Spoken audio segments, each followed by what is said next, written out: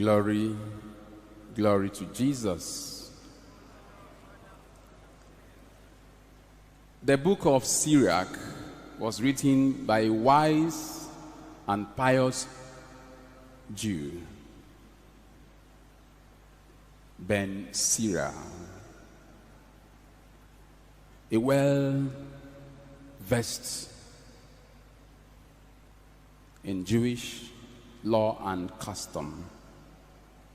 His purpose was to encourage his fellow Jews to live devout lives, following the law of Moses and the pious traditions handed down to them. In the chapter and verses we read this morning, he emphasizes how a man's speech shows up his character and his religious outlook. In the same vein, in our gospel reading, Jesus says, the good person out of the good treasure of his heart produces good, and the evil person out of his evil treasure produces evil. For out of the abundance of the heart, his mouth speaks. The tongue, the small member of the body, yet it does great things. It can cause war. It can bring peace. It can destroy. It can unite. It only depends on the way you use your tongue. Sinclair Ferguson says, a small fire can destroy an entire forest. All it takes is an uncontrolled spark. So it is with the tongue. A sharp word, a loose sentence, a callous aside can cause a conflagration that cannot be extinguished. Words can consume and destroy life. Hence, Psalm 37 verse 30 says, the mouth of the righteous speaks wisdom. Good and bad words come from the heart. Hence, Tim Keller says that the heart is not just the seat of the emotions, but also the source of our fundamental commitment, hopes, and trust. And from the heart flow our thinking, our feelings, and actions. What the heart trusts, the mind justifies. The emotion, desire, and the will carries out. As such, the first reading says that the defect of a man's character is manifested when a man speaks. The gift of speech, or tongue, is a sign of our superiority over other animals. It is one of the greatest gifts from God.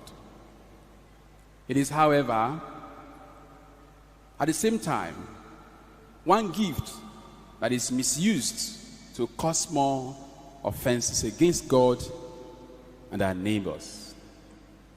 A person's speech is a reflection of that person. You are not different from what you say. The words that flow from your lips are a sample of the content that lies within your heart. You cannot claim to be godly and at the same time use vulgar words, immoral and hurtful words in talking. There are some who use their words to abuse and demoralize people, especially those who cannot challenge them, namely drivers, gardeners, cooks, maids, and workers. They speak to them in a most rude and disrespectful manner. and do not care about how their victims feel. Yet, the same people want us to believe that they are good people. You may mask yourself with all kinds of religiosity, but by what proceeds from your mouth and your actions towards other people, you reveal your innermost thoughts and personality. Your judgment will be based on the things you say and do. If you are clean inside of you, your words will be clean. On the other hand, if you are impure inside of you, your words will be dirty. Jesus says, a good tree cannot produce bad fruits, and a bad tree cannot produce good fruits. A good and clean heart speaks helpful and praiseworthy words, while a corrupt and impure heart speaks abuses, curses, unkind and hurtful and dirty words. Dear brothers and sisters, what kind of words do you speak? I'm not asking you to answer the question. The best people to answer this question are those who work for you and those who live with you, because they hear you, they hear what you say and do when you get angry. St. James reminds us that if we claim to be religious and Catholics but cannot control our tongues, we are fooling and deceiving ourselves. And our religion, or the service we offer to God, is worthless. There are those who use the power of the tongue, their words, to deceive others. They tell you all kinds of sweet things in their hearts. They do not mean them. Many men and women have had to suffer in the hands of such people. If they are in Ikeja and you call them and ask them their location, they will tell you they are in Victoria Island or Aja. When they say yes, they mean no. There are people who use their worth, their mouth, to make all kinds of promises and commitments, but will never honor them. Some have promised marriage and given hope to their partners, but went ahead to marry someone else. Some have promised to do some other things, but never did. The unfortunate thing about these people is that people are quick to believe them because they have sweet mouth or sweet tongues. It is only when you encounter them and experience them that you will know, that you then realize that all that glitter are not gold. Ecclesiastes chapter 5 verse 5 says, it is better not to make a promise and to make a promise and not fulfill it. Do not let your mouth lead you into sin. For me, that is another definition of sincerity and integrity. What you cannot do, don't promise. Integrity. What we say with our mouth can make or mar us, because out of the heart, the mouth speaks. Many of those who use words wrongly have had to suffer and paid great price for using their words in a wrong manner. There are some people who have lost wonderful friends today. But there are those may be having problems in their relationship today because they often misuse the gift of tongue. They just open their mouth and say anything without thinking of the implication and consequence of their words. Some relationship that may have led into marriage failed. Perhaps one of the partners misused the gift of tongue. What you say is a definition of who you are. You cannot separate yourself from your word. There are people having serious issues in their marriages today because of their bad mouth. You can't imagine what comes out of their mouth. At any slightest provocation, they will call you names.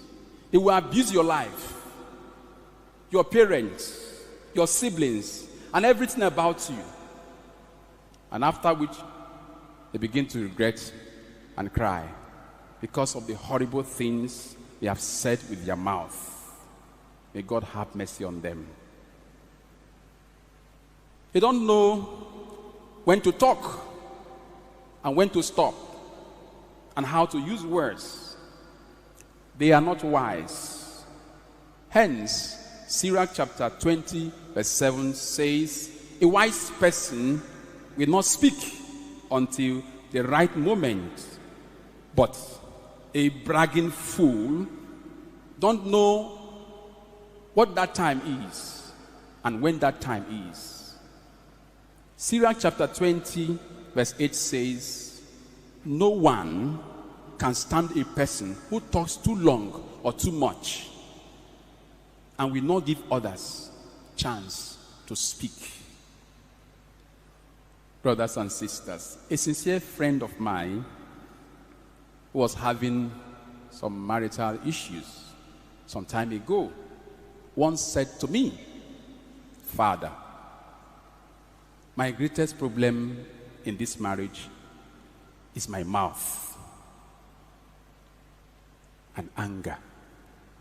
Father, I have bad mouth. I smiled and said, thank God you know you have bad mouth. That is the beginning of your healing. Today, they are living happily in their home. The question is, what is your greatest problem in your relationship or marriage? We are very good and quick to point out the faults of the other person. My spouse or my friend is hot-tempered. He's impatient. She is lazy. He is this, she is this and that. Please stop the litany of faults. Stop. Stop focusing on the faults of the other person. Find out in all sincerity your own faults and the greatest problem you have. What are the things you two are doing that is not going well with your partner?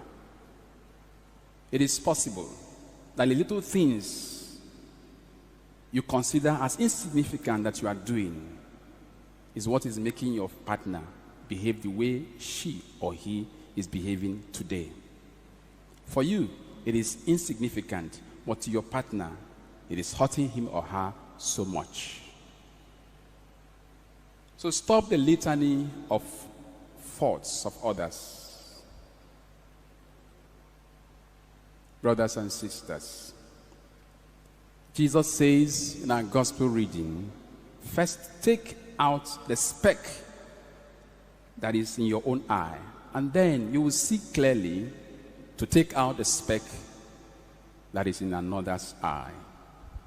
Your anger, your spirit of jealousy, bitterness, your inability to forgive easily, unnecessary suspicion, lack of trust, and your bad mouth may just be the greatest problem in your own marriage and relationship. Brothers and sisters, the real problem may not be your spouse, your husband, or your wife. May not be your friend, your mother-in-law. May not be that person you are pointing finger at. The real problem may just be you. Your knowledge of your little faults and willingness to accept them and work on them may just be the beginning of the breakthrough you have been praying for in your marriage or relationship. Prayer, however, alone is not enough. You have to do more. You have to walk the prayer by looking inward and doing something about your own faults. And if you have engaged in self-introspection and discover that your tongue is your greatest undoing in your marriage or relationship, I humbly suggest that you try and keep quiet when you are tempted to speak in anger.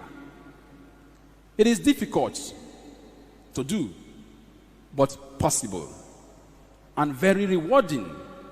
Sirach chapter 20 verse 1 says, "It is wiser to keep quiet than to speak."